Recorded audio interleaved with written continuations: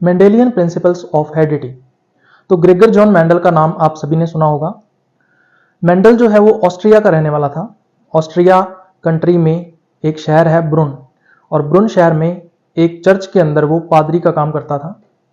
उसी चर्च के अंदर एक गार्डन था, और उस गार्डन में वो गार्डन पी के ऊपर रिसर्च किया करता था। उसने जितनी भी अपनी रिसर्च थी उसको ईयर 1866 के अंदर पब्लिश करवाया था। तो ये ईयर आपको ध्यान में रखना है, 1866, जब मेंडल ने अपने वर्क को पब्लिश करवाया था। लेकिन मेंडल को सक्सेस नहीं मिली। उसके कई कारण थे। पहला कारण तो ये था कि उस टाइम के जो साइंटिस्ट्स थे वो या तो मैथमेटिशियंस होते थे और या फिर वो बायोलॉजिस्ट्स होते थे। जो मेंडल था उसने बायोलॉजी की भी स्टडी की थी और मैथ की भी स्टडी की थी। तो और मेंडल के जो रिजल्ट्स थे वो मैथमेटिकल फॉर्म के अंदर थे, जो उस टाइम के साइंटिस्ट्स को समझ में नहीं आए। दूसरा कारण यह था कि उस टाइम पे एक साइंटिस्ट था चार्ल्स डार्विन। चार्ल्स डार्विन की एक बुक आई थी उस टाइम, ओरिजिन ऑफ स्पीसीज। तो साइंटिस्ट्स उस बुक के अंदर ज्यादा इंटरेस्ट ले रहे थे, इस वजह से मेंडल को सक्सेस नहीं मिली। उसके बाद फिर उसकी डेथ हो जाती है, और फिर डेथ के बाद ईयर 1900 में 3 साइंटिस्ट्स के द्वारा रीडिस्कवरी होती है मेंडल की रिसर्च की। अलग अलग कंट्रीज के अंदर 3 साइंटिस्ट थे जिनके नाम आपको ध्यान में रखने हैं, Hugo de Vries, Erich von Tschermak and Carl Correns. इन तीनों ने अलग अलग कंट्रीज के अंदर अलग अलग प्लांट के ऊपर रिसर्च वर्क किया और बिल्कुल वही रिजल्ट्स प्राप्त किए जो मेंडल ने 1866 में पब्लिश करवाए थे। तो इसलिए जो ईयर 1900 है इसको year of rediscovery of Mendelism के नाम से जाना जाता है। तो मेंडलिज्म की जो रीडिस्कवरी है वो 1900 में हुई थी, इसलिए इसको बोलते हैं year of rediscovery of Mendelism. तो इसका मतलब ये हुआ कि ईयर 1900 से ही जो मेंडेलियन प्रिंसिपल्स हैं हेरिडिटी के वो अप्लाई हो गए थे। अब मेंडेलियन प्रिंसिपल्स पढ़ने से पहले हम लोग कुछ टर्मिनोलॉजी पढ़ेंगे, टर्म्स के बारे में पढ़ेंगे। तो जेनेटिक्स के अंदर बहुत सारी टर्म्स यूज की जाती हैं, उनके बारे में हम लोग डिस्कस करेंगे पहले। तो टर्मिनोलॉजी, सबसे पहली टर्म जैसे आती है जीन। तो जीन को हम कैसे डिफाइन कर सकते हैं? मेंडल ने इन जीन्स को फैक्टर कहा था, फिर बाद में इनका नाम चेंज करके जीन कर दिया गया। तो जीन क्या है? तो जीन जो है वो क्रोमोसोम का एक सेगमेंट है जो किसी फिनोटाइप के लिए रिस्पॉन्सिबल होता है। तो मान लीजिए हमारे पास एक क्रोमोसोम है, इस क्रोमोसोम का कोई एक सेगमेंट जो है उसको अपने जीन नाम देते हैं। जैसे मान लीजिए यहां पर एक छोटा सा सेगमेंट है, तो इसको हमने नाम दिया जीन। ये जीन क्या करेगा? आगे चलकर फिनोटाइप देगा। और फिनोटाइप क्या होता है? कोई भी ट्रेट हो उसकी एक्सटर्नल अपीयरेंस होती है। ये जो सेगमेंट है इसको अपने बोलेंगे जीन। एक्सटर्नल अपीयरेंस, ट्रेट क्या है? जेनेटिक कैरेक्टर है, यानी ऐसा कैरेक्टर जो जीन्स के द्वारा कंट्रोल होता है, और वो जेनेटिक कैरेक्टर जो है वो ऑर्गेनिज्म की बॉडी के अंदर अपीयर होगा और उसको बोलते हैं एक्सटर्नल अपीयरेंस, और इसी को ही फिनोटाइप के नाम से जाना जाता है। तो जीन क्या है? क्रोमोसोम का एक सेगमेंट है जो एक फिनोटाइप देता है। क्या कहलाता है? जीन कहलाता है। अब जो जीन है, मेंडल ने इसको क्या कहा था? मेंडल ने इसको नाम दिया था फैक्टर। और ये फैक्टर जो वर्ड है ये कब आया था? ये आया था 1866 के अंदर। उसके बाद फिर जब 1900 में रीडिस्कवरी हुई मेंडलिज्म की, तो उसके बाद फिर एक साइंटिस्ट और आता है जोहानसन। जोहानसन ने इस फैक्टर का नाम चेंज करके क्या कर दिया? जीन। तो जीन वर्ड जो है ये जोहानसन के द्वारा दिया गया था। इस पे क्वेश्चन भी आता है एग्जाम के अंदर, और ये वर्ड इसने दिया था 1909 के अंदर। तो 1909 में जीन वर्ड जोहानसन के द्वारा दिया गया था। अब जो जीन्स हैं ये क्रोमोसोम के ऊपर लीनियर फैशन में अरेंज्ड होते हैं। जैसे मान लीजिए ये क्रोमोसोम है, इस क्रोमोसोम पर लीनियर फैशन के अंदर जो जीन्स हैं वो अरेंज्ड होते हैं।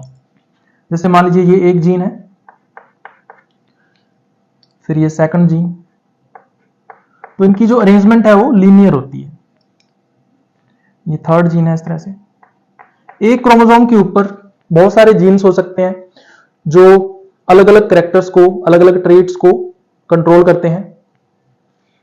तो ये सबसे पहला टर्म है जीन। दूसरा टर्म आपको ध्यान में रखना है एलिल्स।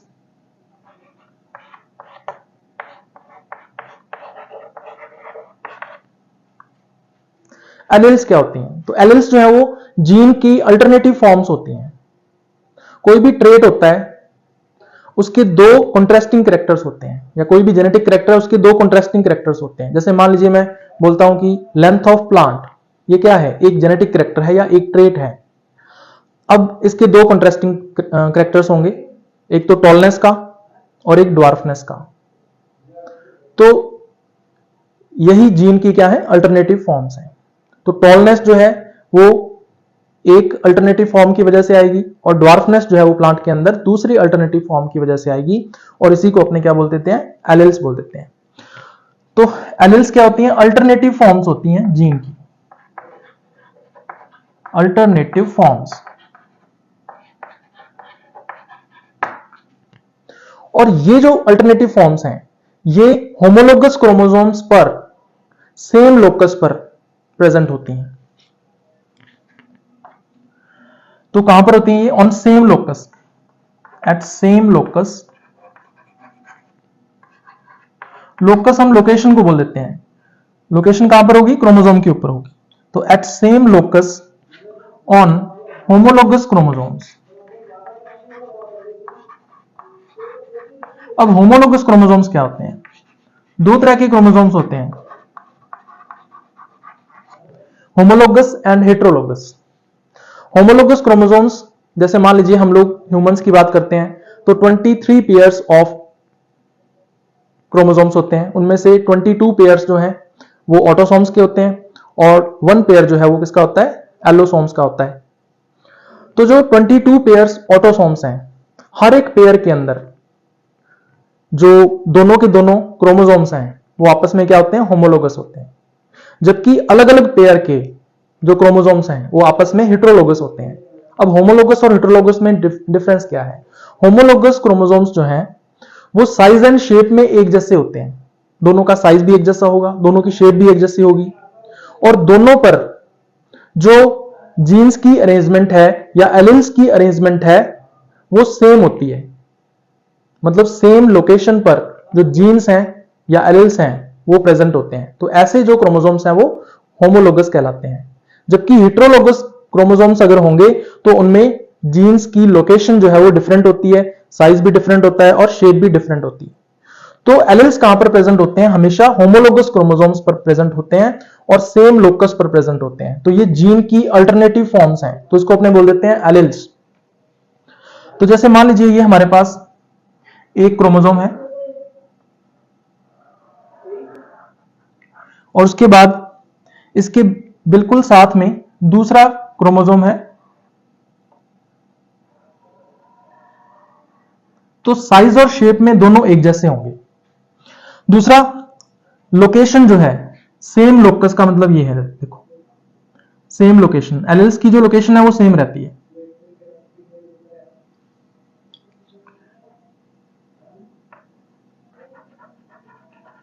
तो आप देख सकते हो यहां पे, जैसे मान लीजिए यहां पर मैं लिखता हूं कैपिटल टी, और बिल्कुल दूसरे होमोलोगस क्रोमोसोम के ऊपर बिल्कुल सेम लोकस पर स्मॉल टी प्रेजेंट होगा। तो capital T and small T क्या है? एलिल्स हैं किसी एक जेनेटिक कैरेक्टर के।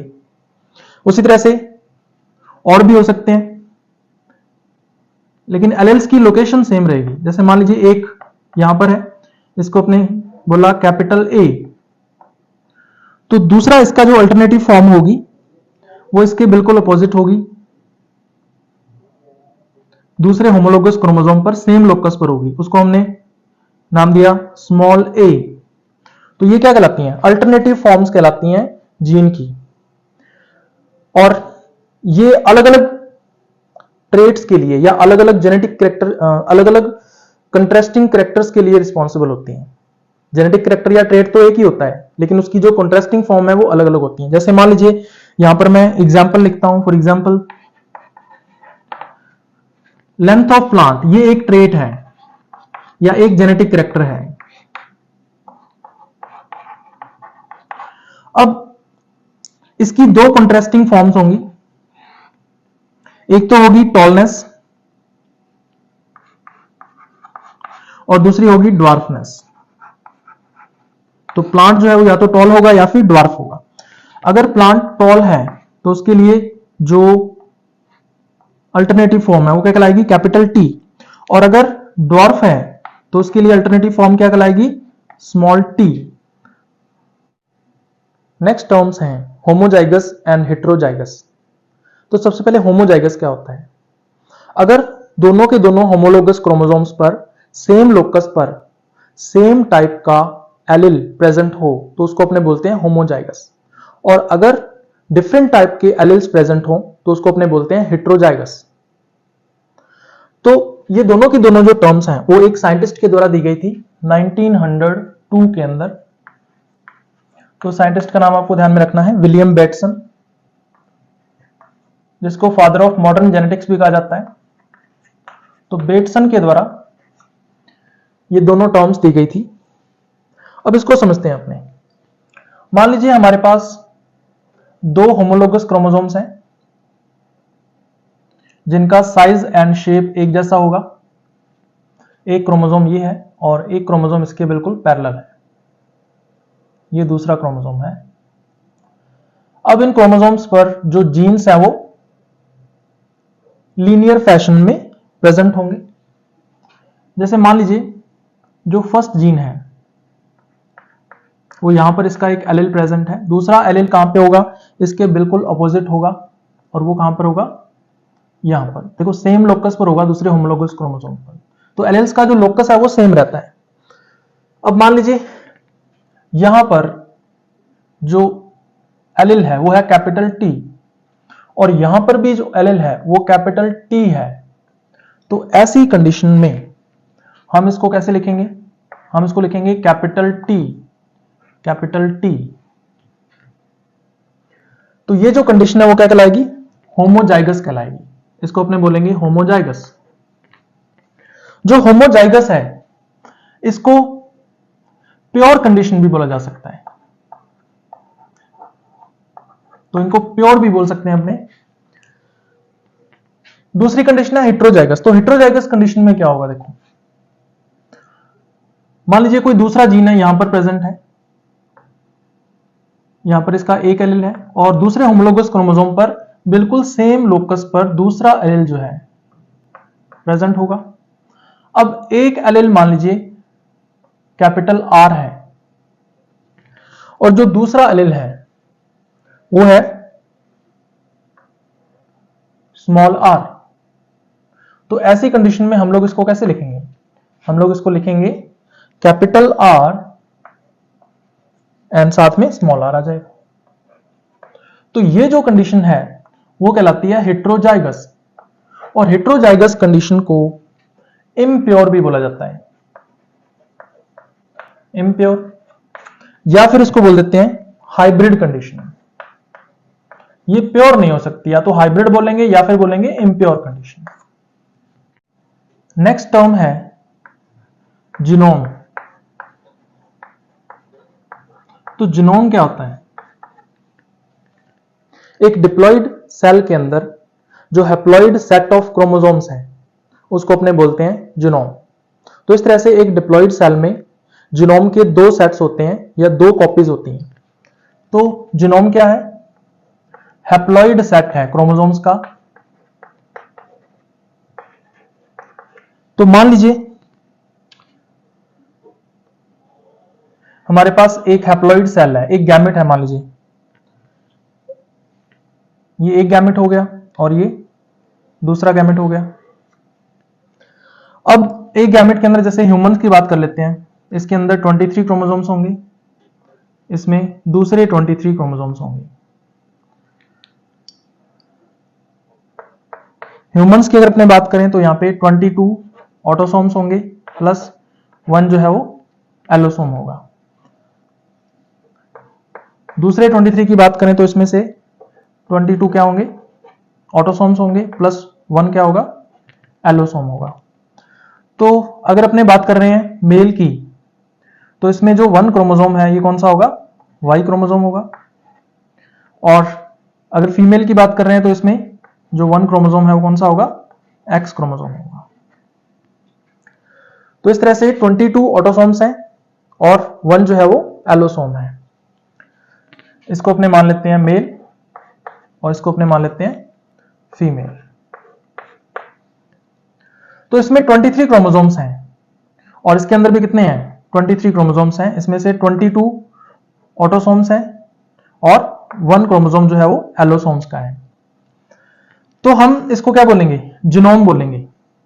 तो एक क्रोमोसोम के अंदर जितनी भी इंफॉर्मेशन रिक्वायर्ड होती है फंक्शनिंग के लिए किसी ऑर्गेनिज्म की, वो सारी की सारी एक जीनोम में प्रेजेंट होती है। तो ऑल जेनेटिक इंफॉर्मेशन एक जीनोम के अंदर प्रेजेंट हो, जो भी फंक्शनिंग के लिए रिक्वायर्ड इंफॉर्मेशन होती है जेनेटिक से रिलेटेड, वो एक जीनोम के अंदर प्रेजेंट हो, तो ये कहलाता है जीनोम। नेक्स्ट टर्म है हाइब्रिडाइजेशन। तो हाइब्रिडाइजेशन जो वर्ड है ये आपने छोटी क्लासेस के अंदर पढ़ा होगा।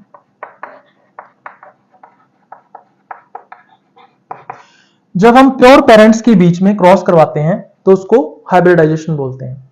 अब प्योर पेरेंट्स का मतलब होमोजाइगस, दोनों के दोनों जो पेरेंट्स हैं वो होमोजाइगस होने चाहिए, मेल पेरेंट भी होमोजाइगस और फीमेल पेरेंट भी होमोजाइगस। अब लेकिन जो कैरेक्टर्स हैं वो कॉन्ट्रास्टिंग होने चाहिए। कॉन्ट्रास्टिंग का मतलब एक डोमिनेंट कैरेक्टर होना चाहिए, दूसरा रिसेसिव कैरेक्टर होना चाहिए, तो तभी उसको हम हाइब्रिडाइजेशन बोल सकते हैं। तो इसको हम लोग देखेंगे यहां पे। तो हाइब्रिडाइजेशन है क्या, एक क्रॉस है और ये क्रॉस हम किसके बीच में करवाते हैं, प्योर पेरेंट्स के बीच में करवाते हैं, बिटवीन प्योर पेरेंट्स। लेकिन इनके जो कैरेक्टर्स हैं वो कैसे होने चाहिए, कॉन्ट्रास्टिंग होने चाहिए। अब ये कॉन्ट्रास्टिंग कैरेक्टर्स क्या हैं ये भी देखेंगे अपने। तो विद कॉन्ट्रास्टिंग कैरेक्टर्स या अपोजिट कैरेक्टर्स बोल देते हैं इनको, जैसे टॉल एंड ड्वार्फ, तो कॉन्ट्रास्टिंग कैरेक्टर्स के साथ ये होने चाहिए।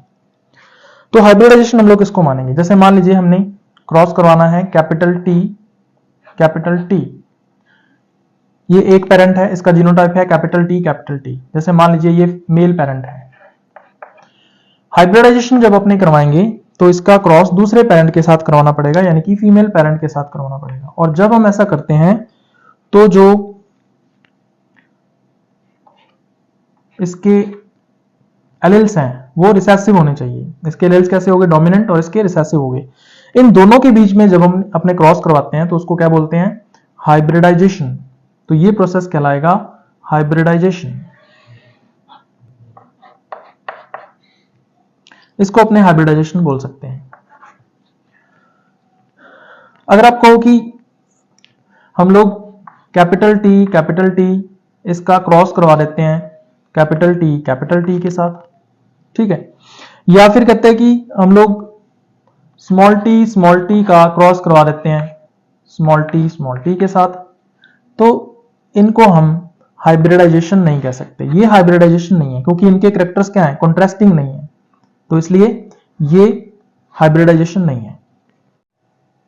अब हाइब्रिडाइजेशन को फिर आगे कई टाइप्स में डिवाइड कर सकते हैं। ये इस बात पर डिपेंड करता है कि जब हम हाइब्रिडाइजेशन करवा रहे हैं तो उस टाइम पे कितने जीन्स को लेके चल रहे हैं या कितने जेनेटिक कैरेक्टर्स को लेके चल रहे हैं। अगर हम केवल एक जेनेटिक कैरेक्टर को लेके चलते हैं तो उसको बोलते हैं मोनोहाइब्रिड क्रॉस। अगर दो जेनेटिक कैरेक्टर को लेके चलते हैं तो डायहाइब्रिड क्रॉस, उसी तरह से 3 जेनेटिक कैरेक्टर को लेके चलते हैं तो उसको ट्राई हाइब्रिड क्रॉस बोल देते हैं। उसी तरह से 4 को लेके चलेंगे तो टेट्रा हाइब्रिड, 5 को लेके चलेंगे तो पेंटा हाइब्रिड। इस तरह से जो क्रॉसेस हैं वो डिपेंड करते हैं कि आप कितने जेनेटिक कैरेक्टर को लेके चल रहे हो।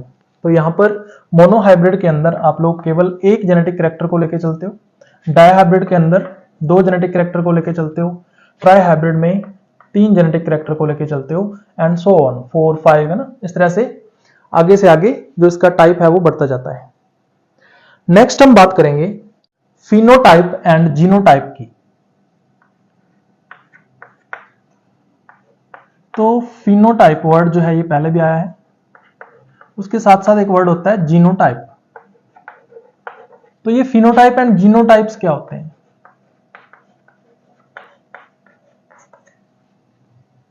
कोई भी जेनेटिक कैरेक्टर जब अपीयर होता है तो उस अपीयरेंस को या उसकी एक्सटर्नल अपीयरेंस को अपने क्या बोल देते हैं? फिनोटाइप बोल देते हैं। तो फिनोटाइप एक्सटर्नल अपीयरेंस है किसी भी ट्रेट की या किसी भी जेनेटिक कैरेक्टर की, तो एक्सटर्नल अपीयरेंस को अपने बोल देते हैं फिनोटाइप।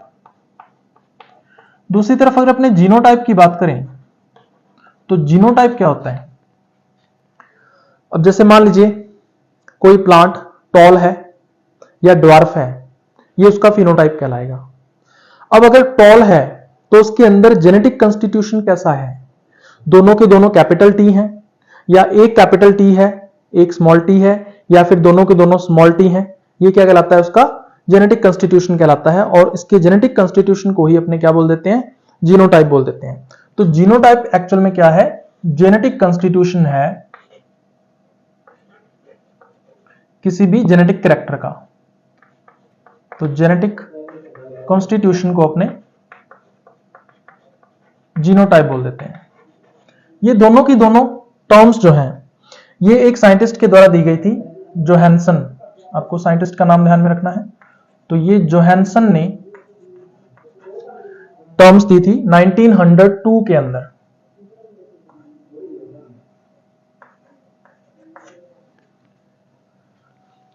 तो फिनोटाइप फॉर एग्जांपल अगर अपने बात करें,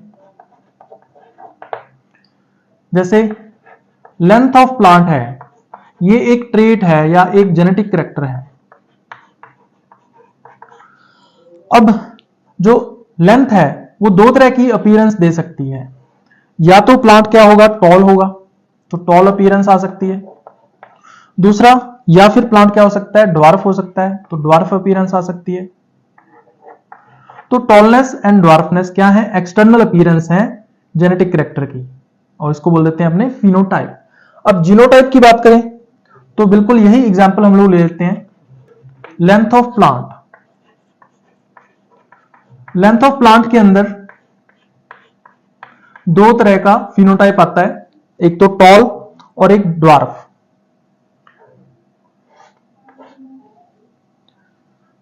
अगर टॉल अपीयरेंस आती है तो टॉल में फिर 2 तरह की कंडीशन इसके अंदर हो सकती है, 2 तरह का जीनोटाइप कंस्टिट्यूशन इसके अंदर हो सकता है। या तो ये कैपिटल टी होगा यानी कि प्योर टॉल होगा, और या फिर ये कैपिटल टी स्मॉल टी होगा यानी कि हाइब्रिड टॉल होगा या इम्प्योर टॉल होगा। दूसरी जो अपीयरेंस है वो क्या है? ड्वार्फ की है। और ड्वार्फ में जो जेनेटिक कंस्टिट्यूशन है वो क्या रहता है? तो इसमें स्मॉल टी जो है ये जेनेटिक कंस्टिट्यूशन इसका रहेगा। नेक्स्ट टर्म हम लोग करेंगे डोमिनेंस।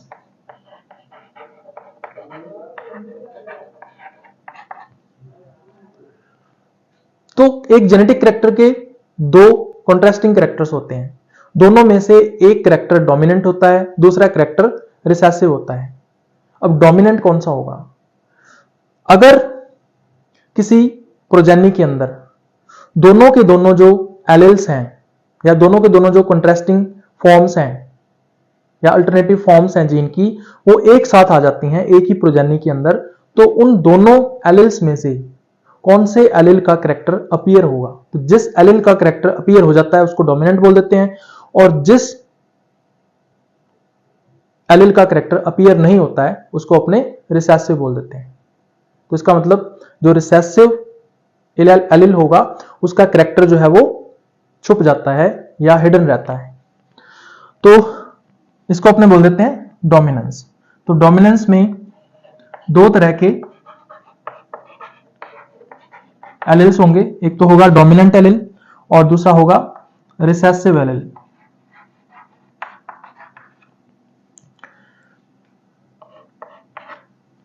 जो डोमिनेंट एलिल है इसका कैरेक्टर अपीयर हो जाएगा, जबकि जो रिसेसिव एलिल होगा इसका जो कैरेक्टर है वो अपीयर नहीं होगा या हिडन रहेगा।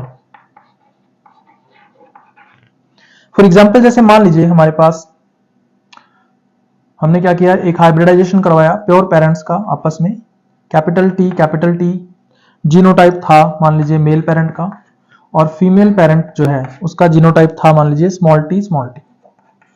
तो इन दोनों में हमने क्रॉस करवाया और क्रॉस करवाने पर हमें जो प्रोजेनी मिली उसका जो जीनोटाइप है वो होगा capital T and small T. अब ये जो कैपिटल टी मेल पेरेंट है, ये इसका कैरेक्टर कैसा होगा, टॉलनेस का होगा, तो ये टॉल प्लांट होगा, जबकि दूसरी तरफ ये वाला जो प्लांट है कैसा होगा, ड्वार्फ होगा। अब जो प्रोजेनी बनी है ये प्रोजेनी कैसी होगी, टॉल होगी या ड्वार्फ होगी।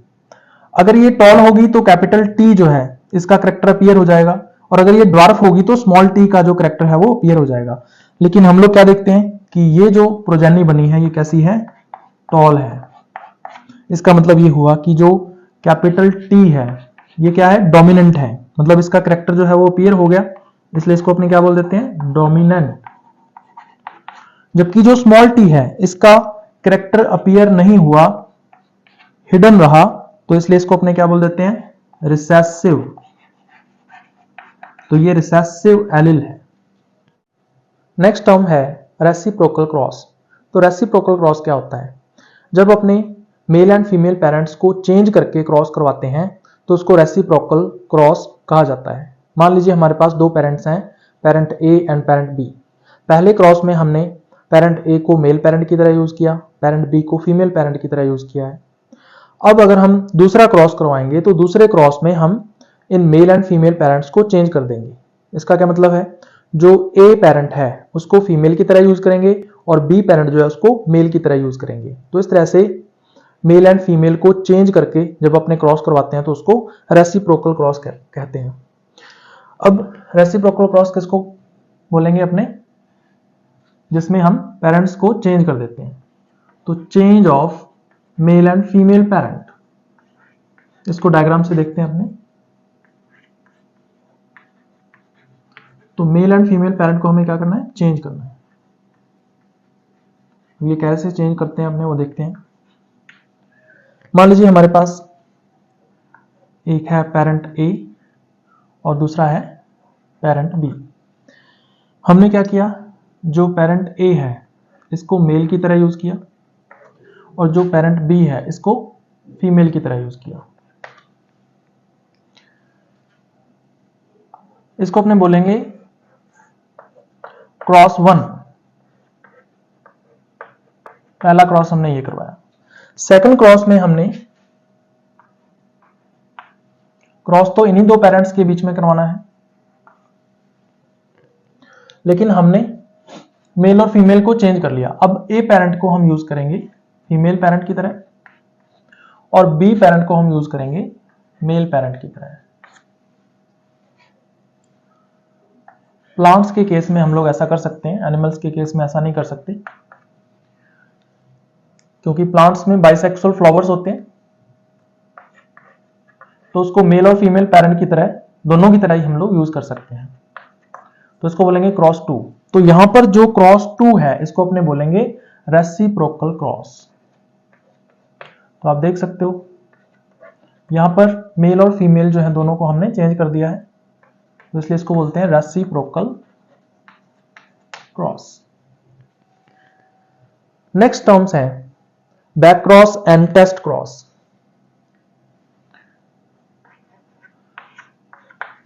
बैक क्रॉस और टेस्ट क्रॉस क्या होते हैं। सबसे पहले हम बात करते हैं बैक क्रॉस की। बैक क्रॉस में क्या किया जाता है, जो F1 हाइब्रिड होगा। अब F1 हाइब्रिड क्या होता है, देखो जैसे मान लीजिए हमने क्रॉस करवाया कैपिटल T प्योर पेरेंट्स थे, और दूसरा स्मॉल t, ठीक है।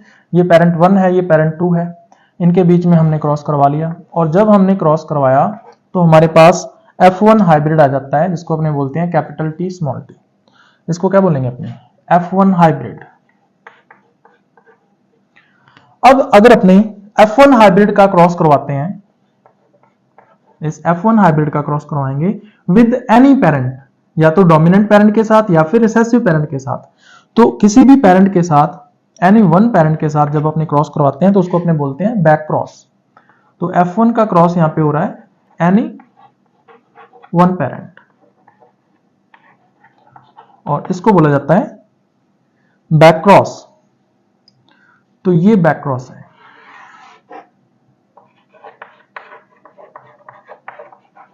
दूसरी तरफ अगर अपने टेस्ट क्रॉस की बात करें, तो टेस्ट क्रॉस में भी हमें क्या करना है, F1 का क्रॉस करवाना है। इसमें क्या करेंगे, हम F1 का क्रॉस करवाएंगे। देखो ये वाली जो F1 है इसका क्रॉस करवाएंगे, लेकिन करवाना किसके साथ है, हमेशा जो रिसेसिव होगा, रिसेसिव पेरेंट के साथ। तो हमेशा रिसेसिव पेरेंट के साथ जब अपने क्रॉस करवाते हैं तो उसको बोलते हैं टेस्ट क्रॉस। तो रिसेसिव पेरेंट के साथ होने वाला जो क्रॉस है वो क्या कहलाता है, टेस्ट क्रॉस कहलाता है। तो इसको अपने क्या बोल देंगे, टेस्ट क्रॉस बोल देंगे। तो ये है टेस्ट क्रॉस। अब टेस्ट क्रॉस क्यों किया जाता है, जो हाइब्रिडाइजेशन हमने करवाया है वो सक्सेस हुआ है या नहीं, इस बात को हम चेक करना चाहते हैं। तो हाइब्रिडाइजेशन की सक्सेस का पता लगाने के लिए हम लोग क्या करते हैं, टेस्ट क्रॉस करते हैं। अगर रेशियो जो है वो 1:1 आता है मोनोहाइब्रिड के केस में, और अगर डाइहाइब्रिड क्रॉस है तो उसके केस में आएगा 1:1:1:1:1। तो अगर ये फिनोटाइपिक रेशियो हमें देखने को मिलता है मोनोहाइब्रिड एंड डाइहाइब्रिड क्रॉसेस के अंदर, तो हमारा जो हाइब्रिडाइजेशन है वो पूरी तरह से सक्सेस हो गया है। तो सक्सेस को चेक करने के लिए हम क्या करते हैं, टेस्ट क्रॉस करवाते हैं। तो टेस्ट क्रॉस किस लिए करवाया जाता है, to check the success of hybridization. तो हाइब्रिडाइजेशन जो है वो सक्सेस हुआ है या नहीं, वो हमें टेस्ट क्रॉस से पता चलेगा। अब ये रेशियो बताता है हमें कि रेशियो क्या आया है। जब अपने टेस्ट क्रॉस रेशियो देखते हैं, रेशियो ऑफ टेस्ट क्रॉस, वो हमें बताता है कि हमारा जो हाइब्रिडाइजेशन है वो सक्सेस हुआ है या नहीं। तो टेस्ट क्रॉस रेशियो जो है अगर आता है 1:1 मोनोहाइब्रिड के केस में, या फिर अगर डाइहाइब्रिड क्रॉस करवाया है तो क्या आएगा 1:1 फिर रेशियो 1 फिर रेशियो 1। अगर ऐसा आता है तो ऐसे केस में हमारा जो हाइब्रिडाइजेशन का प्रोसेस था वो क्या हो गया, सक्सेस हो गया है। तो सक्सेसफुल रहा हाइब्रिडाइजेशन। लेकिन अगर 1:1 नहीं आता है, कोई अदर रेशियो आता है, 2:1 आ गया, 3:1 आ गया, है ना, या कोई अदर रेशियो आ गया, तो ऐसे केसेस के अंदर जो हमारा हाइब्रिडाइजेशन का प्रोसेस था वो क्या हो गया है, फेल हो गया है। तो इस तरह से अगर अपने हाइब्रिडाइजेशन की सक्सेस को देखना चाहते हैं तो उसके लिए हम क्या करते हैं, टेस्ट क्रॉस करवाते हैं। अब जो टेस्ट क्रॉस है ये फिर आगे कई टाइप के हो सकते हैं। ये इस बात पर डिपेंड करता है कि हम टेस्ट क्रॉस कौन से हाइब्रिडाइजेशन में करवा रहे हैं। अगर हम मोनो हाइब्रिडाइजेशन के अंदर या मोनो हाइब्रिड क्रॉस के अंदर टेस्ट क्रॉस करवा रहे हैं तो उसको बोलेंगे 1 पॉइंट टेस्ट क्रॉस। अगर डाई हाइब्रिड क्रॉस में करवा रहे हैं तो उसको बोलेंगे 2 पॉइंट टेस्ट क्रॉस। अगर ट्राई हाइब्रिड क्रॉस में करवा रहे हैं तो उसको बोलेंगे 3 पॉइंट टेस्ट क्रॉस। और उसी तरह से अगर अपने टेट्रा हाइब्रिड क्रॉस के अंदर टेस्ट क्रॉस करवा रहे हैं तो उसको क्या बोलेंगे, 4 पॉइंट टेस्ट क्रॉस। उसी तरह से पेंटा हाइब्रिड में करवाएंगे तो 5 पॉइंट टेस्ट क्रॉस। इस तरह से आगे ये चलता जाएगा। तो वो डिपेंड करता है कि हम टेस्ट किस में करवा रहे हैं। तो 1 पॉइंट किस में किया जाता है, मोनो हाइब्रिड के अंदर,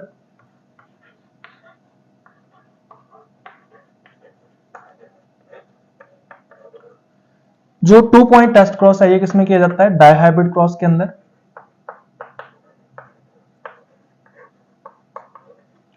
और 3 पॉइंट जो टेस्ट क्रॉस है ये किसमें किया जाता है? ट्राइहाइब्रिड क्रॉस के अंदर।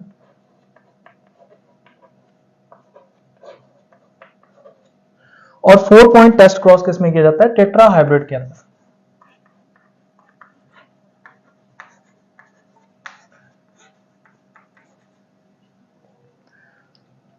मोनोहाइब्रिड टेस्ट क्रॉस अपने डिस्कस कर लिया है। हम लोग डाइहाइब्रिड और ट्राई हाइब्रिड के अंदर जो 2 पॉइंट टेस्ट क्रॉस है और 3 पॉइंट टेस्ट क्रॉस है ये हम लोग डिस्कस करेंगे अभी यहाँ पे।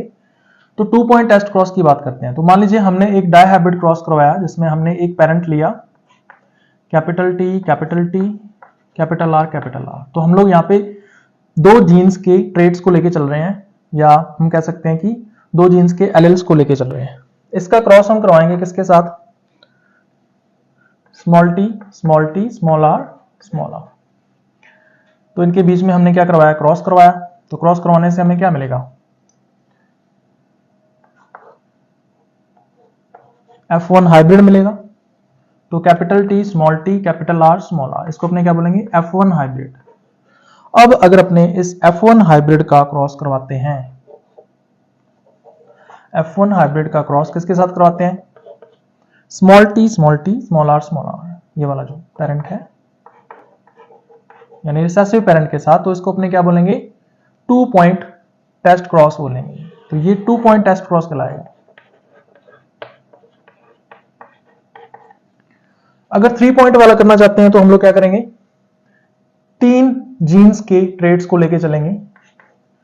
तो कैपिटल टी, कैपिटल आर और उसके साथ कैपिटल डी कर लो। तो 3 जीन्स के एलेल्स हैं ये। तो ये प्योर डोमिनेंट फॉर्म हो गई। इसका क्रॉस करवा रहे हैं हम किसके साथ? Small t, small r and small d. तो ये रिसेसिव पेरेंट है। इन दोनों के बीच में हमने क्या करवाया? क्रॉस करवाया। और जो हमें जीनोटाइप मिलेगा वो होगा capital T, capital R, capital D. Small t, small r and small d. इसको अपने बोलेंगे F1 हाइब्रिड। तो यहाँ पे F1 हाइब्रिड इसको बोलते हैं। अब इस F1 हाइब्रिड का हम लोग क्या करेंगे? क्रॉस करवाएंगे। किसके साथ हमें क्रॉस करवाना है इसका? रिसेसिव पेरेंट के साथ। तो रिसेसिव पेरेंट कौन सा है? ये वाला। तो small t, small r, small d. तो ये जो क्रॉस है इसको हम लोग बोलेंगे 3 point test cross. 3 point test cross इसको बोला जाता है। नेक्स्ट हम बात करते हैं मेंडल्स लॉज ऑफ इनहेरिटेंस की। तो मेंडल ने जो भी रिसर्च किया था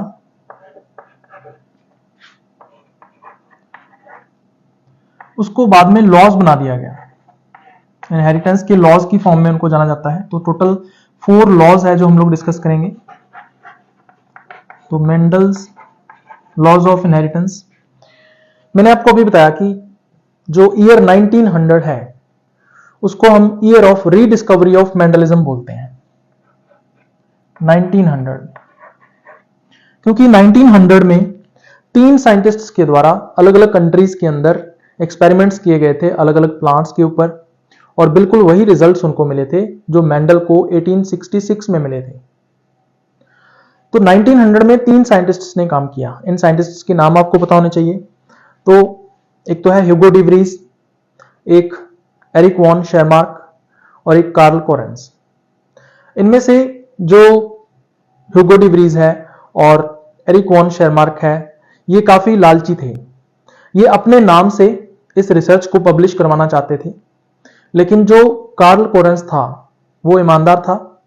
उसने ये जो रिसर्च है मेंडल की रिसर्च उसको रीपब्लिश करवाया और मेंडल के जितने भी लॉज हैं इनहेरिटेंस के उन लॉज को इस कार्ल कोरेंस के द्वारा ही बनाया गया था। तो इसलिए 1900 को ही year of rediscovery of Mendelism के नाम से जाना जाता है। तो कार्ल कोरेंस की वजह से ही आज मेंडल का नाम है, अदरवाइज मेंडल को कोई नहीं जानता। तो 1900 में रीडिस्कवरी हुई। मेंडलिज्म की, तो ईयर ऑफ रीडिस्कवरी बोलते हैं इसको मेंडलिज्म की। और 1900 में जो साइंटिस्ट था जिसने लॉज बनाए थे उसका नाम ध्यान में रखना है, कार्ल कोरेंस। कार्ल कोरेंस ने मेंडल की रिसर्च को लॉज की फॉर्म में एस्टैब्लिश कर दिया। तो जो लॉज हम लोग पढ़ते हैं, लॉज ऑफ इनहेरिटेंस मेंडल के, उसको कार्ल कोरेंस के द्वारा बनाया गया था।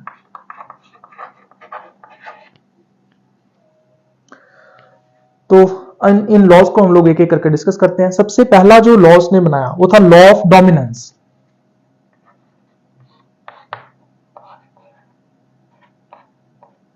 लॉ ऑफ डोमिनेंस जो है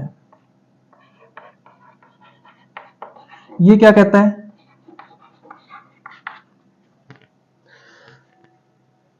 मेंडल के अकॉर्डिंग अगर प्योर पेरेंट्स के बीच में क्रॉस करवाया जाता है, यानी जब हाइब्रिडाइजेशन करवाते हैं अपने कॉन्ट्रास्टिंग कैरेक्टर्स वाले प्योर पेरेंट्स के बीच में, तो कहता है कि जब F1 जनरेशन डेवलप होती है तो उस F1 जनरेशन के अंदर केवल एक ही ट्रेट अपना जो कैरेक्टर है वो अपीयर करता है और उस कैरेक्टर को बोलते हैं डोमिनेंट कैरेक्टर।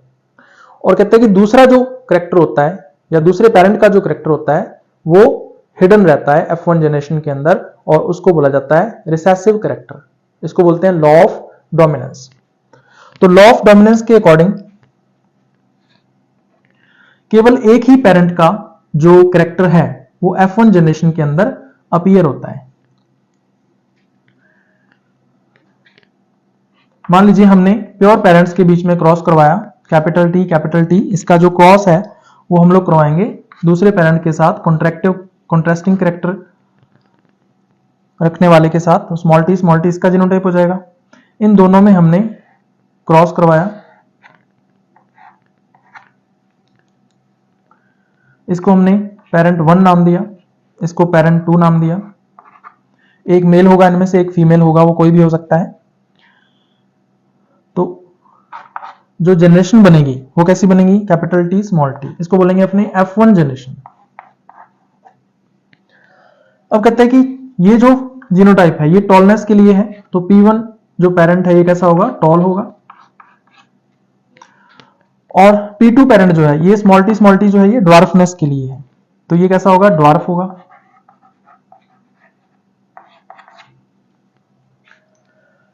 और ये जो F1 जनरेशन है इसमें जो प्रोजेनीज आएंगी वो या तो टॉल होंगी, कहता है कि या फिर ड्वार्फ होंगी। तो ये कहते हैं कि यहां पे कैसी होती हैं, टॉल होती हैं।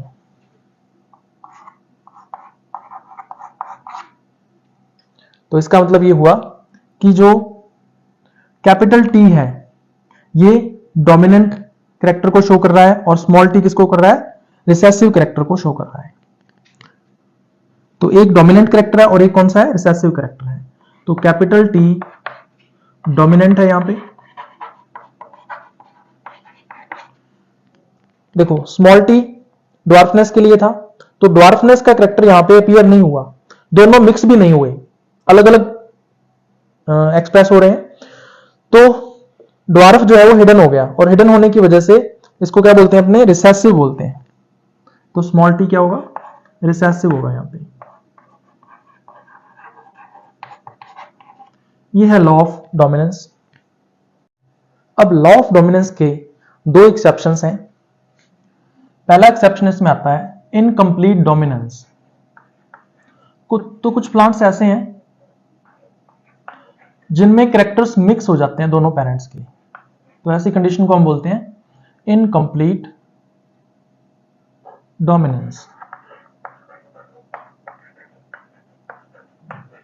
दूसरा एक्सेप्शन इसमें आता है कोडोमिनेंस। तो कोडोमिनेंस के अंदर दोनों के दोनों जो कैरेक्टर्स हैं वो मिक्स नहीं होते, सेपरेट रहते हैं, बट F1 जनरेशन के अंदर वो दोनों एक्सप्रेस होते हैं। इसको बोलते हैं कोडोमिनेंस। तो कोडोमिनेंस।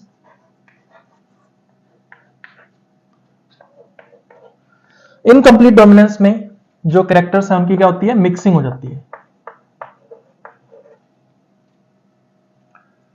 जबकि कोडोमिनेंस के अंदर दोनों के दोनों अपीयर होते हैं, appear both separately.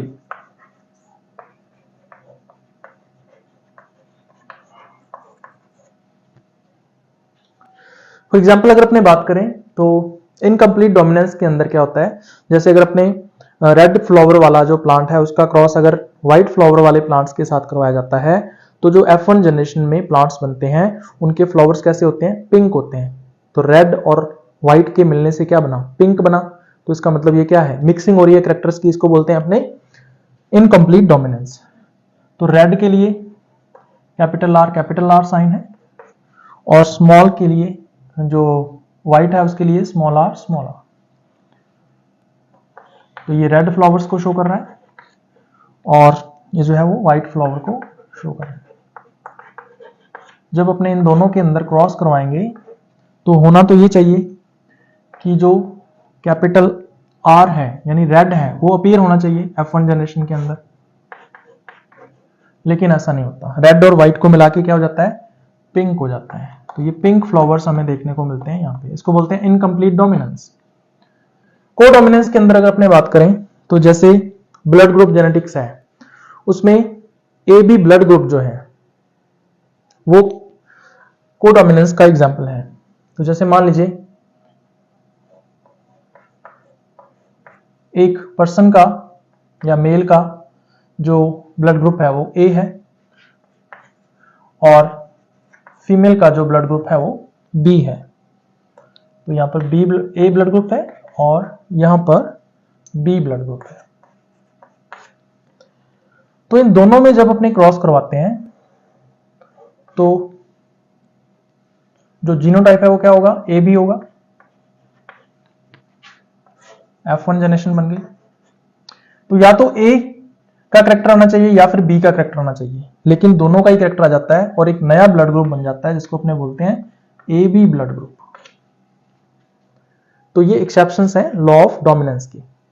Next law है law of purity of gametes. इस लॉ के अकॉर्डिंग जो गैमेट्स हैं वो क्या होते हैं, ऑलवेज प्योर होते हैं। तो law of purity of gametes.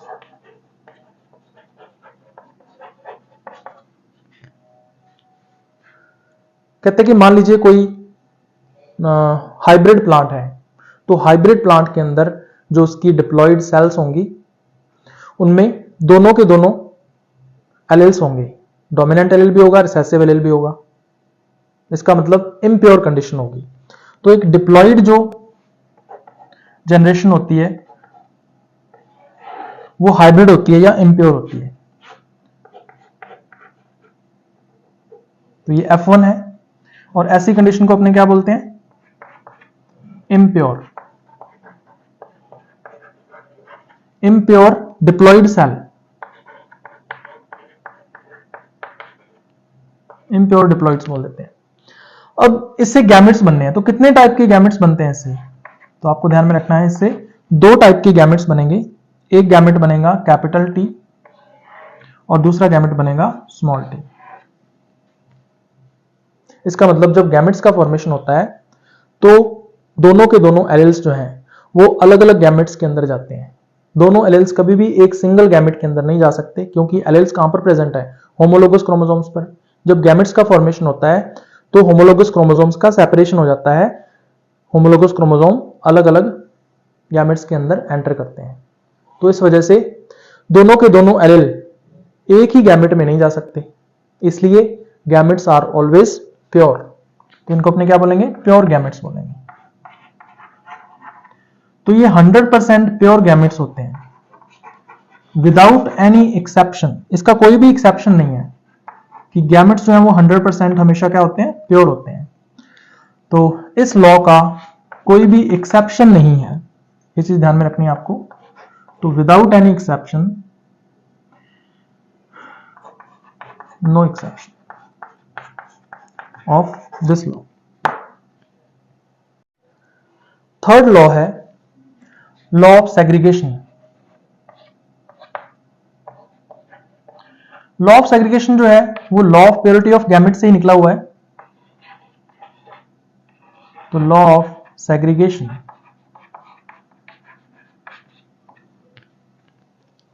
तो इस लॉ के अकॉर्डिंग जब गैमेट्स का फॉर्मेशन होता है, यानी जब मियोसिस होता है, क्योंकि गैमेट्स कैसे बनेंगे, मियोसिस से बनेंगे, तो जब गैमेट्स का फॉर्मेशन होता है तो कहता है कि जो दोनों के दोनों होमोलोगस क्रोमोसोम्स होते हैं एक डिप्लॉइड के अंदर, वो एक दूसरे से सेपरेट हो जाते हैं, एक दूसरे से पृथक हो जाते हैं और दोनों के दोनों अलग अलग गैमेट्स के अंदर एंटर करते हैं।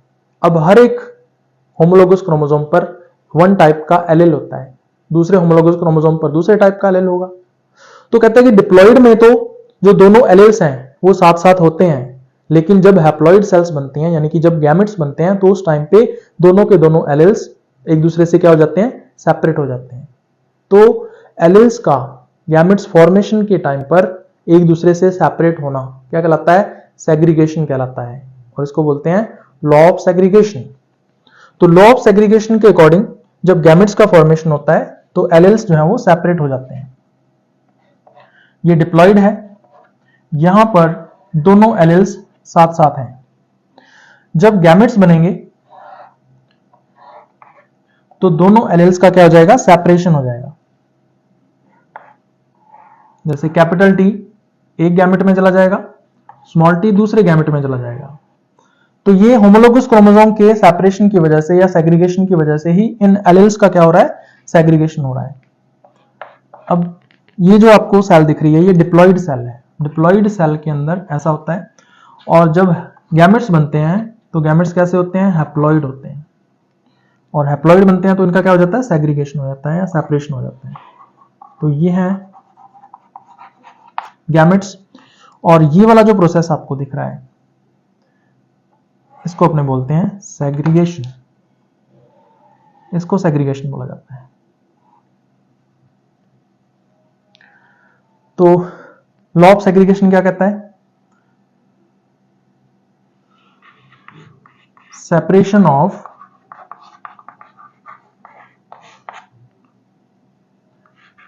बोथ एलील्स,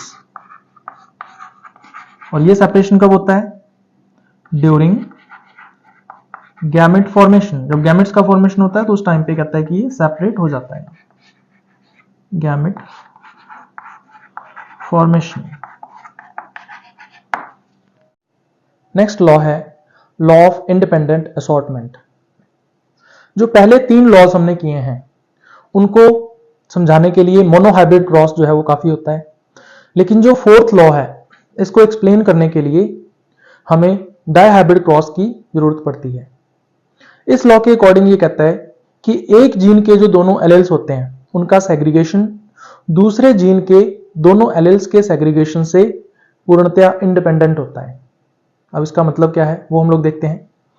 तो मान लीजिए हमारे पास ये एक होमोलोगस क्रोमोसोम है या एक पेयर है जिसमें दो होमोलोगस क्रोमोसोम्स हम लोग शो करेंगे, और ये इसके पैरेलल में दूसरा होमोलोगस क्रोमोसोम है। तो इस तरह से हमारे पास दो होमोलोगस क्रोमोसोम है मान लीजिए। अब एक क्रोमोसोम पर जो जीन्स हैं वो हजारों की संख्या में हो सकते हैं, यानी बहुत सारे जीन्स होते हैं एक क्रोमोसोम के ऊपर। तो मान लीजिए हम दो जीन्स की बात यहां पे करेंगे कम से कम, क्योंकि कम से कम दो जीन्स होंगे तभी हम इस लॉ को एक्सप्लेन कर सकते हैं। तो मान लीजिए एक जो जीन है वो यहां पर है और इसके ये दो एलील्स हैं, एक को हमने कैपिटल टी कहा, दूसरे को हमने कहा स्मॉल टी। दूसरा जो जीन है वो नीचे है, मान लीजिए यहां पर इसका इस जीन का एक एलील यहां पे होगा और एक एलील जो है वो दूसरे होमोलोगस क्रोमोसोम पर बिल्कुल सेम लोकस पर होगा। उसको हमने नाम देते हैं कैपिटल आर स्मॉल आर। तो ये एक जीन के दोनों एलील्स हैं, ये दूसरे जीन के दोनों एलील्स हैं। ये कहता है कि इस जीन के जो दोनों एलील्स हैं उनका सेग्रीगेशन इस नीचे वाले जीन के दोनों एलील्स के सेग्रीगेशन से कंप्लीटली इंडिपेंडेंट होता है। ठीक है, इंडिपेंडेंट होने का क्या मतलब है, इसका मतलब ये है, देखो हम लोग इसको कैसे लिखेंगे, इसको लिखेंगे हम capital T small t capital R small r. अब अगर ये डिपेंडेंट होते दोनों के दोनों एलील्स एक दूसरे के ऊपर, दोनों के दोनों जीन्स के जो एलील्स हैं वो एक दूसरे के ऊपर डिपेंडेंट होते, तो केवल 2 ही टाइप के गैमेट्स इससे बनने चाहिए थे। क्यों? क्योंकि ये वाला जो होमोलोगस क्रोमोसोम है वो एक गैमेट में चला जाता और ये वाला जो है वो दूसरे गैमेट में चला जाता। तो इस तरह से 2 तरह के गैमेट्स यहां पर बनने चाहिए थे। कौन से? एक तो बनना चाहिए था कैपिटल टी कैपिटल आर यहां से, और दूसरा बनना चाहिए था स्मॉल टी स्मॉल आर।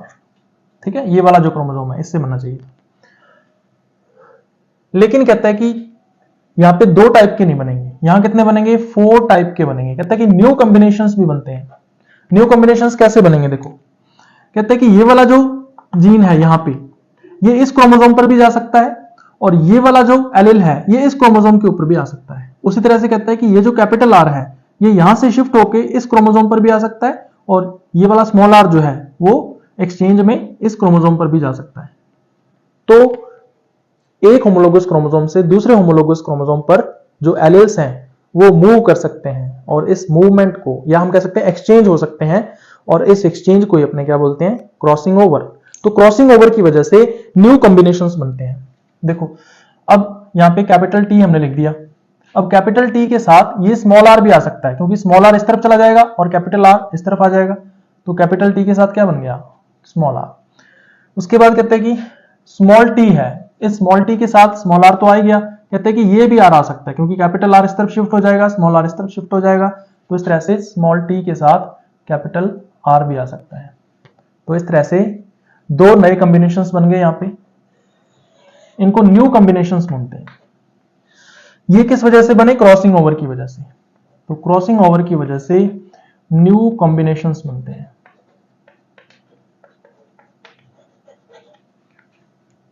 और ये जो है इसको अपने बोल देते हैं पेरेंट टाइप। पेरेंट टाइप, और ये भी क्या है? पेरेंट टाइप है। तो यहां पे 4 कॉम्बिनेशंस बन गई क्रॉसिंग ओवर की वजह से। तो दोनों जीन्स के जो एलील्स थे वो एक दूसरे से इंडिपेंडेंट थे, इंडिपेंडेंटली वो किसी भी क्रोमोसोम के ऊपर जा सकते थे। इसको बोलते हैं लॉ ऑफ इंडिपेंडेंट असॉर्टमेंट। तो इसका मतलब जो सेग्रीगेशन है दोनों एलील्स का वो इंडिपेंडेंट होता है। तो यही लॉ है, लॉ ऑफ इंडिपेंडेंट असॉर्टमेंट। तो यहां पे हम लिख सकते हैं कि जो सेग्रीगेशन है, segregation of 2 genes, of alleles of 2 genes, ऐसा बोल सकते हो। Alleles of 2 genes, any 2 genes, वो क्या होता है? इंडिपेंडेंट होता है।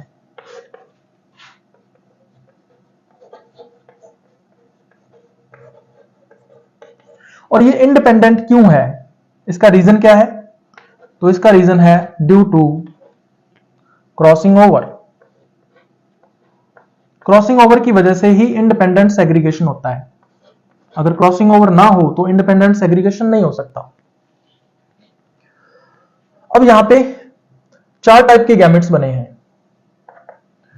तो ये तो है डाइहाइब्रिड क्रॉस, ट्राइहाइब्रिड क्रॉस भी हो सकता है, टेट्राहाइब्रिड क्रॉस भी हो सकता है, पेंटाहाइब्रिड क्रॉस भी हो सकता है।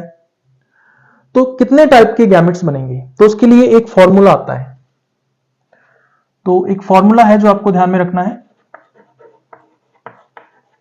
जो टाइप्स ऑफ गैमेट्स को शो करेगा। तो अगर आप टाइप्स ऑफ गैमेट्स निकालना चाहते हो किसी भी पेरेंट के अंदर कितने बनेंगे, तो इस फॉर्मूले से निकाल सकते हो। तो टाइप्स ऑफ गैमेट्स का फॉर्मूला है 2 to the power small n। तो ये फॉर्मूला है टाइप्स ऑफ गैमेट्स निकालने का। यहां पे जो स्मॉल n है ये किसको शो कर रहा है? स्मॉल n जो है ये शो कर रहा है नंबर ऑफ हेट्रोजाइगस पेयर्स को। अब हेट्रोजाइगस पेयर्स कितने हैं? यहां पे देखो, यहां पर कितने हेट्रोजाइगस पेयर हैं? 2 पेयर हैं। देखो 1 and 2। तो यहां पे जो n की वैल्यू है वो कितनी हो जाएगी? 2 हो जाएगी। तो नंबर ऑफ हेट्रोजाइगस पेयर्स,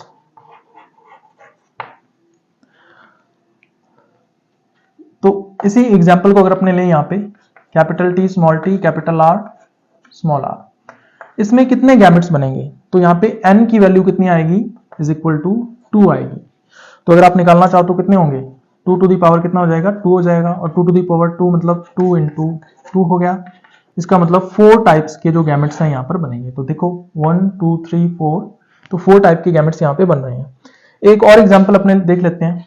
मान लीजिए एक पेरेंट है जिसका जीनोटाइप ये है capital T, small t, capital R, capital R, capital A, small a, capital B, small b, capital C, small d, small d. तो इस पेरेंट से कितने टाइप के गैमेट्स बनेंगे ये हमें पता लगाना है। तो यहां पे हमें n की वैल्यू फाइंड आउट करनी है सबसे पहले। तो इस टाइप के क्वेश्चंस एग्जाम के अंदर भी आ जाते हैं। तो n की वैल्यू कितनी है यहाँ पे, तो सबसे पहले देखना है कि हेटेरोजाइगस पेयर्स कितने हैं। तो सबसे पहला हेटेरोजाइगस पेयर ये रहा, फिर उसके बाद दूसरा हेटेरोजाइगस पेयर ये रहा, फिर तीसरा हेटेरोजाइगस पेयर ये रहा। बाकी जितने भी पेयर्स हैं वो सारे के सारे कैसे हैं, होमोजाइगस हैं। तो होमोजाइगस पेयर्स को हमें काउंट नहीं करना है। तो यहाँ पे n की वैल्यू कितनी आ गई, 3 आ गई। तो अगर अपने फॉर्मूले के अंदर ये वैल्यू पुट करें तो क्या वैल्यू आएगी, तो 2 टू दी पावर यहाँ पे 3 हो जाएगा। तो 2 को मल्टीप्लाई करना है आपस में 3 टाइम्स, 2 इंटू 2 इंटू 2। तो इसका मतलब यहाँ पे कितने टाइप की गैमेट्स बनेंगे, 8 टाइप की गैमेट्स जो है वो बन जाएंगे। तो इस तरह से हम लोग नंबर ऑफ गैमेट्स निकाल सकते हैं या टाइप्स ऑफ गैमेट्स निकाल सकते हैं कि एक पेरेंट से कितने टाइप्स की गैमेट्स बनेंगे। अब इस लॉ के एक्सेप्शन की बात करें तो इसका एक एक्सेप्शन आता है और उस एक्सेप्शन को अपने बोलते हैं लिंकेज। लिंकेज जो है वो टीएच मॉर्गन के द्वारा डिस्कवर की गई थी ड्रोसोफिला के अंदर। इसको बोलते हैं लिंकेज। तो लिंकेज क्या होती है, लिंकेज ये कहती है कि अगर डिस्टेंस कम हो दो जीन्स के बीच की, या दो जीन्स के जो एलील्स हैं उनके बीच की डिस्टेंस बहुत ही कम हो, तो ऐसी कंडीशन में दोनों एलील्स साथ साथ रहते हैं। इसका मतलब दोनों जो है वो साथ साथ ही दूसरे होमोलोगस क्रोमोसोम पर जाएंगे, वो अलग अलग नहीं हो सकते एक दूसरे से, यानी एक दूसरे से वो इंडिपेंडेंट नहीं हो सकते, यानी कि वो क्या होते हैं, एक दूसरे के ऊपर डिपेंडेंट होते हैं। और इसी प्रोसेस को अपने क्या बोलते हैं, लिंकेज बोलते हैं। तो लिंकेज की कंडीशन में डिस्टेंस कम होती है एलील्स के बीच में। तो जैसे मान लीजिए ये हमारे पास एक होमोलोगस क्रोमोसोम है और ये दूसरा होमोलोगस क्रोमोसोम है इसके बिल्कुल साथ में, और यहां पर कोई जीन प्रेजेंट है और बिल्कुल इसके अपोजिट यहां पर प्रेजेंट होगा। इस जीन को हमने नाम दिया है कैपिटल ए और स्मॉल ए, इसके एलील्स हैं। कहते हैं कि दूसरा जो जीन होगा उसके एलील्स बिल्कुल इसके पास होंगे, मतलब बीच में डिस्टेंस कम होगी, और इस जीन के एलील्स को हमने नाम दिया है कैपिटल बी स्मॉल बी, है ना। तो डिस्टेंस कम होगी, इस वजह से ये क्या शो करेंगे, लिंकेज शो करेंगे।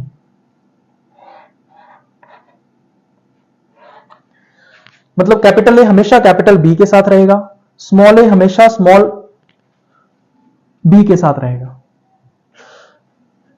स्मॉल ए स्मॉल बी के बिना इस क्रोमोसोम पर नहीं जा सकता, उसी तरह से कैपिटल ए कैपिटल बी के बिना इस पर नहीं जा सकता, यानी दोनों साथ साथ मूव होंगे।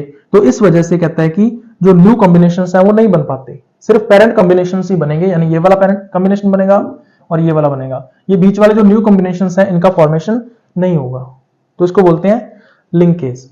ठीक है, तो लिंकेज को अपने क्या बोलते हैं, डिपेंडेंट। यहां पे segregation of alleles of two genes क्या होगा, डिपेंडेंट होगा। ठीक है, तो सेग्रीगेशन इज डिपेंडेंट। यहां पे सेग्रीगेशन क्या है, of two alleles of two jeans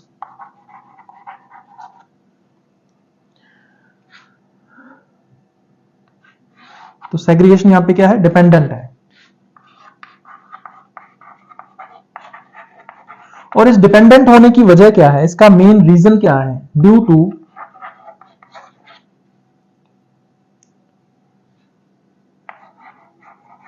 less distance between alleles, alleles के बीच की डिस्टेंस बहुत कम होने की वजह से ऐसा होता है। तो यह है लिंकेज, जो कि एक्सेप्शन है लॉ ऑफ इंडिपेंडेंट असॉर्टमेंट का। अब लिंकेज और क्रॉसिंग ओवर के बारे में थोड़ा सा डिस्कस कर लेते हैं। क्रॉसिंग ओवर क्या है? एक्सचेंज ऑफ एलिल्स है बिटवीन होमोलोगस क्रोमोसोम्स। तो होमोलोगस क्रोमोसोम्स जो होते हैं उनके बीच में जो जीन्स हैं या एलिल्स हैं उनका एक्सचेंज होता है। एक जो क्रोमोसोम है उसके जीन्स या एलिल्स दूसरे क्रोमोसोम पर चले जाते हैं और दूसरे क्रोमोसोम पर जो जीन्स एंड एलिल्स होते हैं वो पहले क्रोमोसोम पर आ जाते हैं। इसको बोलते हैं एक्सचेंज ऑफ जीन्स या क्रॉसिंग ओवर नाम दिया जाता है। जबकि लिंकेज क्या है? No exchange. लिंकेज ये कहता है कि एक्सचेंज नहीं होने देगा। तो अब इसको हम लोग समझ सकते हैं, जैसे मान लीजिए हमारे पास दो होमोलोगस क्रोमोसोम्स हैं और इन क्रोमोसोम्स पर दो एलिल्स हैं, दो जीन्स के एलिल्स हैं। ऊपर की तरफ कैपिटल ए स्मॉल ए मान लेते हैं और नीचे की तरफ कैपिटल डी स्मॉल डी मान लेते हैं। पहले हम क्रॉसिंग ओवर की बात कर लेते हैं। अगर मान लीजिए क्रॉसिंग ओवर होता है तो ऐसी कंडीशन में क्या होगा? जो एलिल्स हैं वो एक्सचेंज हो जाएंगे। अब एक्सचेंज कैसे होंगे? जो कैपिटल डी है ये स्मॉल ए के साथ आ जाएगा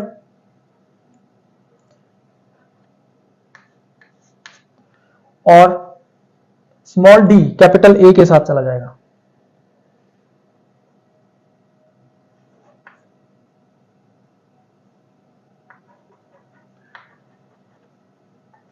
तो आप देख सकते हो यहां पे ये वाला जो था वो इस तरफ चला गया दूसरे क्रोमोसोम पर और ये वाला जो एलिल था ये इस तरफ चला गया। इसको बोलते हैं क्रॉसिंग ओवर।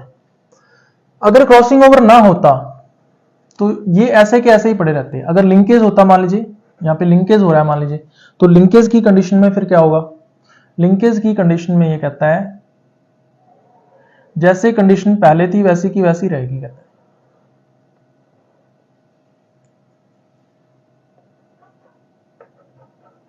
यानी कोई एक्सचेंज नहीं होगा। कैपिटल ए कैपिटल डी के साथ ही बना रहेगा और स्मॉल ए स्मॉल डी के साथ बना रहेगा। तो आप देख सकते हो इन दोनों डायग्राम्स के अंदर कोई भी डिफरेंस नहीं है। जबकि यहां पर अगर आप देखोगे तो कैपिटल डी का स्मॉल ए के साथ कॉम्बिनेशन बन गया है और स्मॉल डी का कैपिटल ए के साथ कॉम्बिनेशन बन गया है। तो इस तरह से क्रॉसिंग ओवर और लिंकेज एक दूसरे के अपोजिट हैं। अगर डिस्टेंस के साथ रिलेशन की बात करें तो जो क्रॉसिंग ओवर है वो डिस्टेंस बिटवीन द जीन्स और डिस्टेंस बिटवीन द एलिल्स के डायरेक्टली प्रोपोर्शनल होती है। मतलब एलिल्स या जीन्स के बीच की डिस्टेंस जितनी ज्यादा होगी उतना ही ज्यादा क्रॉसिंग ओवर के चांसेस रहेंगे। जबकि दूसरी तरफ अगर अपने बात करें लिंकेज की, तो लिंकेज जो है वो डिस्टेंस के इनवर्सली प्रोपोर्शनल होती है। तो इनवर्स रिलेशनशिप है, डिस्टेंस जितनी कम होगी उतने ही लिंकेज के ज्यादा चांसेस होंगे। अगर डिस्टेंस ज्यादा है तो लिंकेज नहीं होगी या बहुत कम होगी। नेक्स्ट हम बात करते हैं कपलिंग एंड रिपल्सन थ्योरी की। Coupling and repulsion theory Bateson and Punnett के द्वारा दी गई थी। तो कपलिंग एंड रिपल्सन थ्योरी, ये जो टर्म है या वर्ड है कपलिंग एंड रिपल्सन, ये वर्ड दिया गया था बेटसन के द्वारा।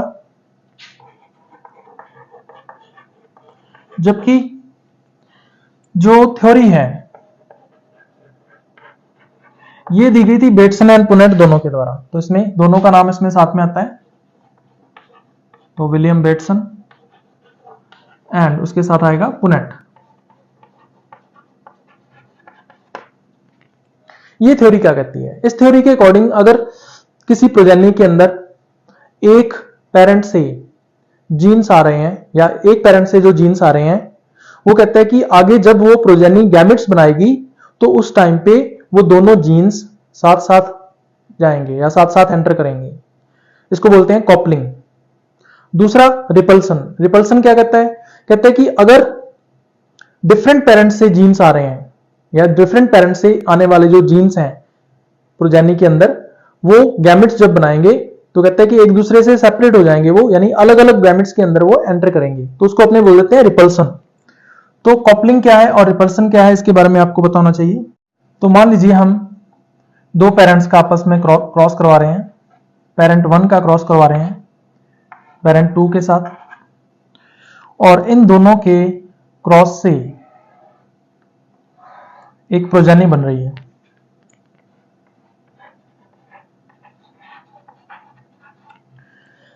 जो P1 है, इससे दो जीन्स आए, एक को हमने कैपिटल B कह दिया, दूसरे को कैपिटल B कह दिया।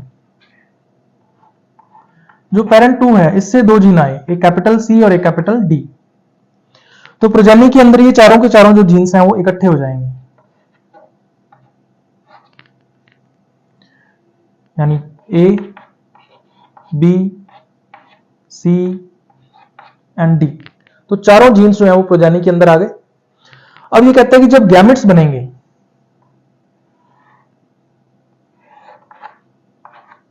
जब गैमेट्स का फॉर्मेशन होगा,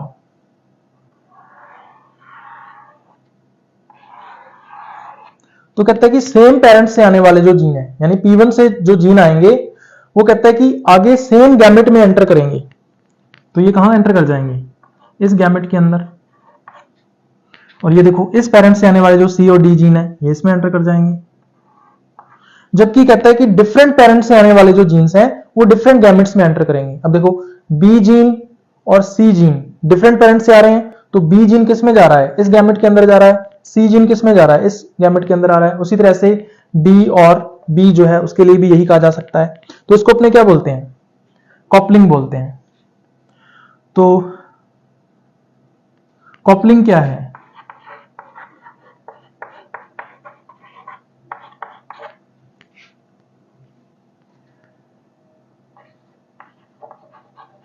सेम पेरेंट से जीन चला,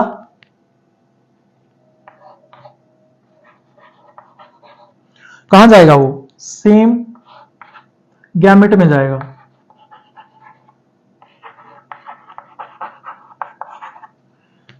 रिपल्सन क्या है? इसके बिल्कुल अपोजिट हो जाएगा रिपल्सन। रिपल्सन में वो कहता है कि अगर पेरेंट डिफरेंट हैं,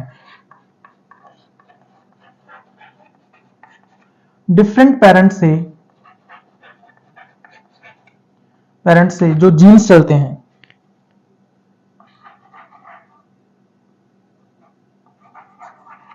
वो डिफरेंट गैमेट्स में एंटर करते हैं। और यही थ्योरी क्या कहलाती है? कॉपलिंग एंड रिपल्सन थ्योरी कहलाती है। डिफरेंट गैमेट्स, यहां पे सेम पेरेंट से जो जीन्स आते हैं वो सेम गैमेट के अंदर एंटर करेंगे, जबकि रिपल्सन के अंदर डिफरेंट पेरेंट से जो जीन्स आते हैं वो डिफरेंट पेरेंट के अंदर, डिफरेंट गैमेट्स के अंदर एंटर करेंगे।